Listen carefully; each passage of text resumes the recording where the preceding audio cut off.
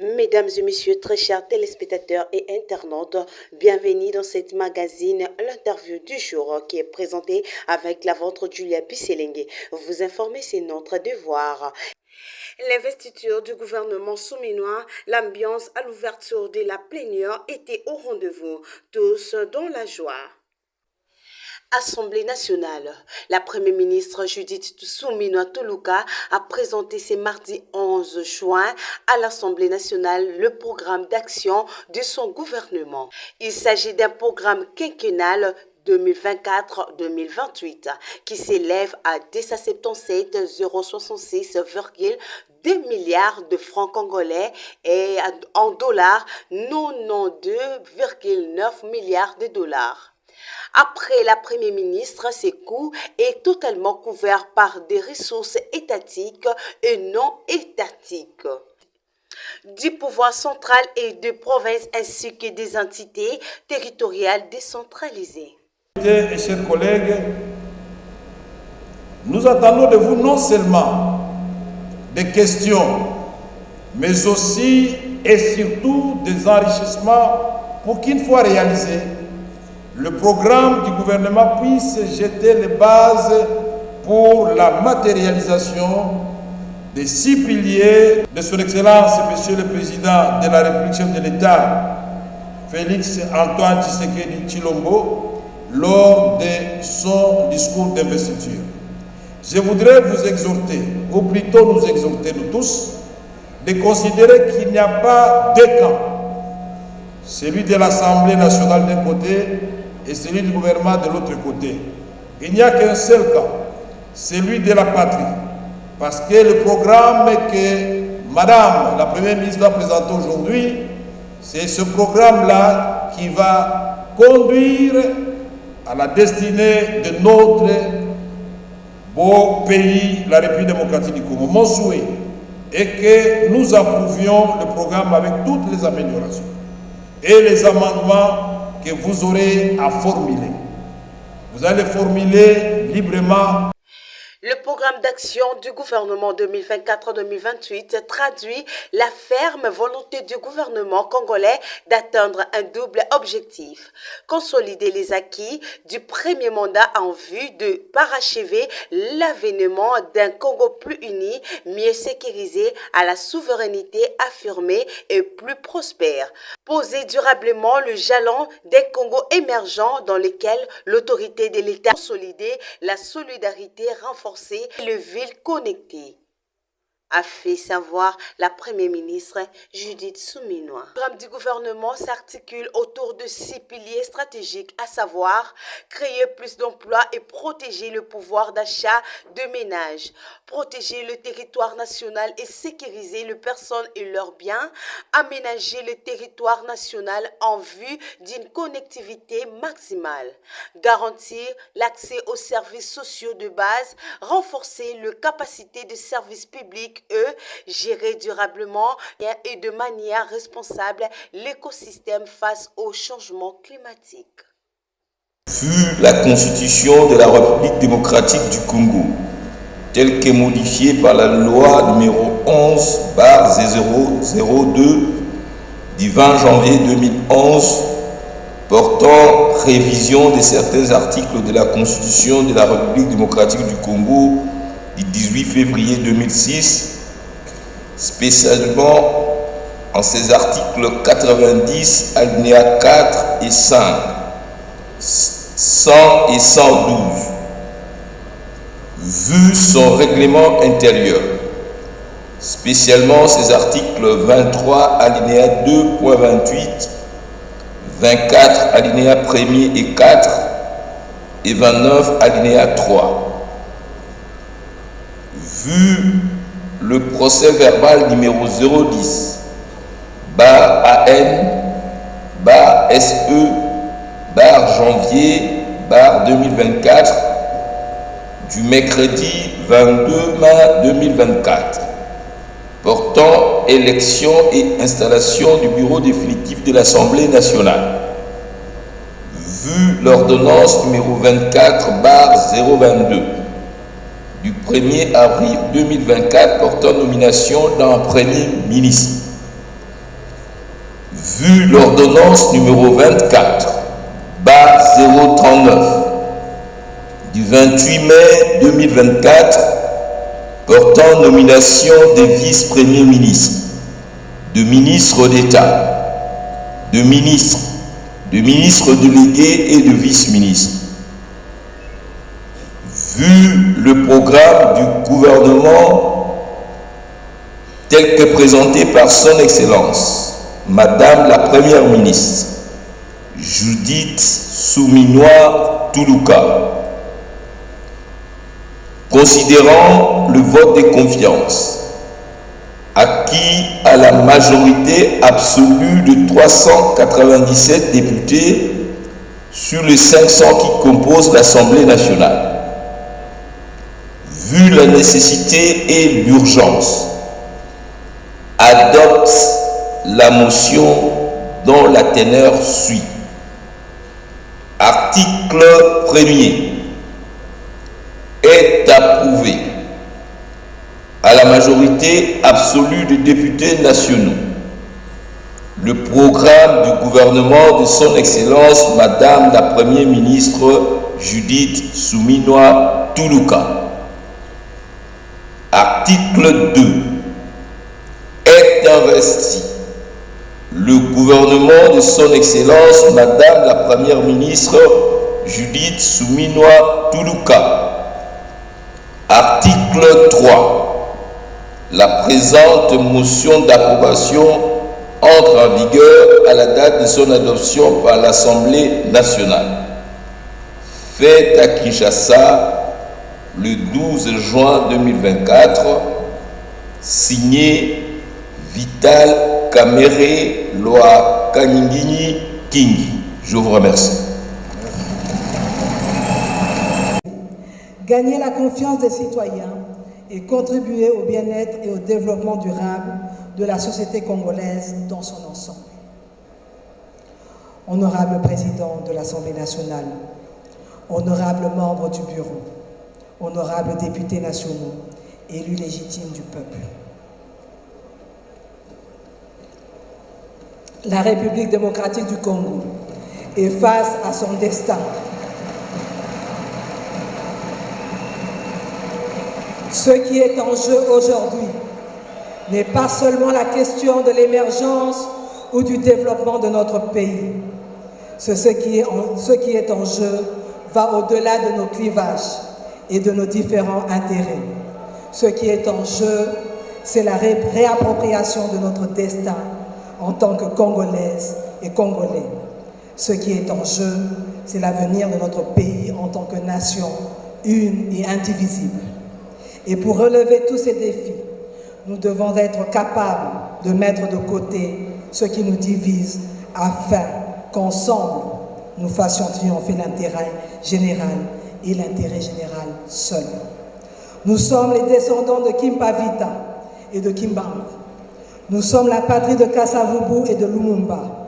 Rien ni personne ne doit nous faire reculer, ni nous faire trembler. Et je voudrais ici, si vous le permettez, honorables députés, dignes élus du peuple, en ma qualité de Première ministre, chef du gouvernement, ainsi que ma qualité de maman congolaise, indiquer que la République démocratique du Congo se défendra face à nos agresseurs ainsi qu'à leurs complices, ceux qui massacrent tous les jours nos paisibles populations, qui décapitent nos enfants, nos frères qui violent nos sœurs, nos mamans qui pillent nos richesses. Tôt ou tard, ils répondront de leur barbarie et de leurs crimes devant la justice.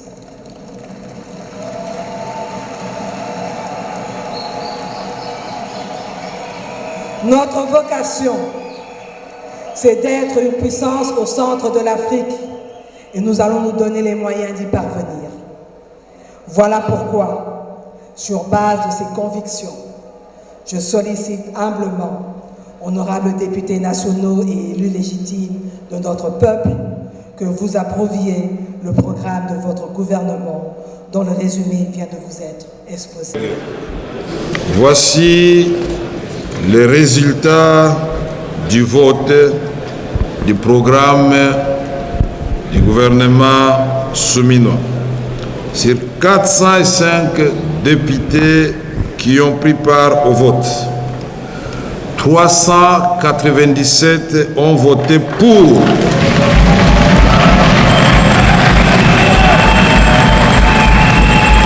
« 397 ont voté pour, 397 députés. Aucun n'a voté contre.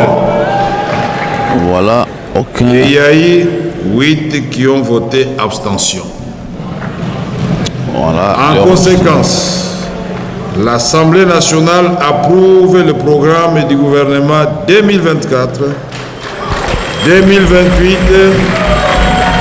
du gouvernement souminois.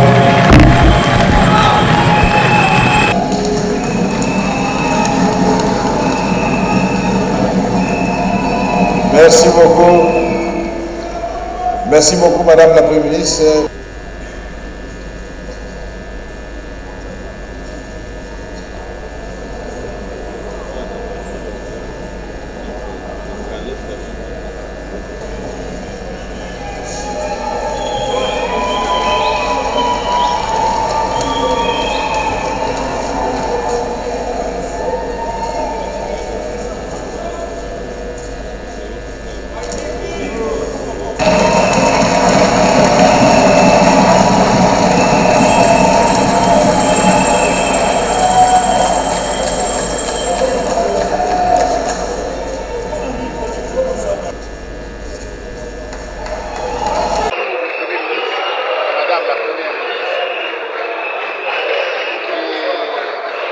a donné les condensés, les résumés du programme dans son ensemble. Le programme, nous l'avons lu. Nous l'avons lu. Et du point de vue de la forme, je crois qu'il n'y a pas de souci à se lever. Du point de vue fond, on se réalise que c'est une opérationnalisation de six engagements du gouvernement. Elle veut opérationnaliser les 6 engagements à travers ce programme-là. Et nous, en tant que regroupement politique, nous imaginons, nous pensons que le programme sera tout simplement enrichi avec les interventions des honorables députés. Donc, il n'y a pas péril à la mer. Et par rapport au CPA, qu'est-ce qui vous a vraiment tiré? Non, les 6 piliers ont une importance dans la vie de la nation. Parce que les 6 piliers regroupent tous les secteurs de la vie nationale. Il n'y a rien qui soit plus important que l'autre. Et quand on lit très bien les programmes, on se rend compte que c'est toute la vie de la nation qui a été prise en compte. Mais néanmoins, il y a quelques écueils qui pourraient y avoir, qui seront conduits par les interventions des honorables députés. Et je pense qu'il n'y a pas de péril à ma demeure. Voilà, je vais vous pousser la plénière et aller. Plénière de Sininanité, ma Premier ministre a aussi bossé la discours. Le Tikali cœur a député pour passer l'observation. Maintenant, il est en attaque à tout le programme. Et ça, il y a un cœur. Il y a un lobby. Discours, il y a un Premier ministre. Les alliés résumés, il y a un programme. Et il y a la carte, il y a un peu. Il y a un capacité, il y a une volonté. Donc, les alliés qui ont appelé, ça peut être dans la langue. Les Arabes besoin les 6 piliers, les autres soient vie nationale, parce que c'est mieux surtout la vie nationale. Donc, alors on a les Camerounais à casser. Merci. Les priorités sont celles qui sont définies, les 6 axes que le chef de l'État a déterminés.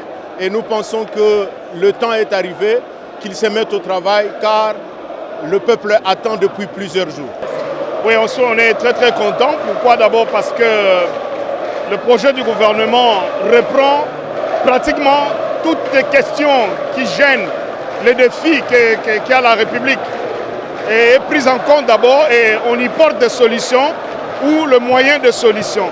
Mais maintenant, on attend le voir à l'œuvre pour voir comment il va redistribuer l'opérationnalité au fait de tout ce qu'ils ont prévu selon les 6 axes qui marquent le défi et qui est l'engagement même du président de la République vis-à-vis de la population. Comme vous le savez, les défis sont énormes et multisectoriels, mais nous espérons fort bien que le focus doit être mis sur les infrastructures, principalement, et sur l'éducation et l'électrification du pays. Chers collègues, nous avons suivi tous avec attention l'exposé de Madame la Première ministre. J'étais tenté de dire que avant d'en arriver à la conclusion, j'allais dire que chaque fois, on nous présente le programme ici à l'Assemblée nationale, mais à la fin de l'année, on recommence, on n'évalue pas. Je voudrais saluer le fait que Madame la Première ministre elle-même, comme nous l'avions souhaité, qu'il y ait une période d'évaluation des actions qu'elle vient de nous présenter. Il faut qu'il y ait un timing de réalisation et un coût de réalisation. Ici, pour faire simple, comme Madame la Première ministre nous a promis, qu'elle nous enverra un document de pilotage de son action qui pourrait se faire à son niveau ou au niveau des commissions interministérielles.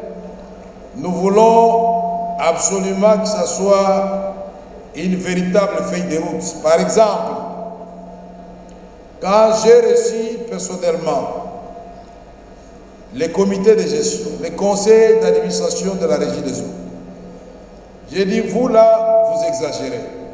Vous envoyez les factures aux gens, mais il n'y a pas d'eau. Ils ont répondu en disant, vous l'État aussi, vous exagérez. Vous avez consommé l'eau pendant des dizaines et des dizaines d'années, vous ne nous payez pas. Vous nous devez près de 300 millions de dollars américains.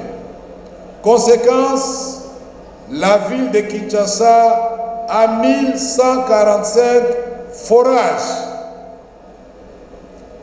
Vous savez ce qu'il était advenu de la ville de Jakarta? Quand les forages sont rapprochés les uns aux autres, il y a effondrement. Nous devons faire attention, puisque c'est une matière qui doit être suivie par le ministre qui a cette matière dans ses attributions. 134 stations de régie des eaux, dont 74 seulement fonctionnent.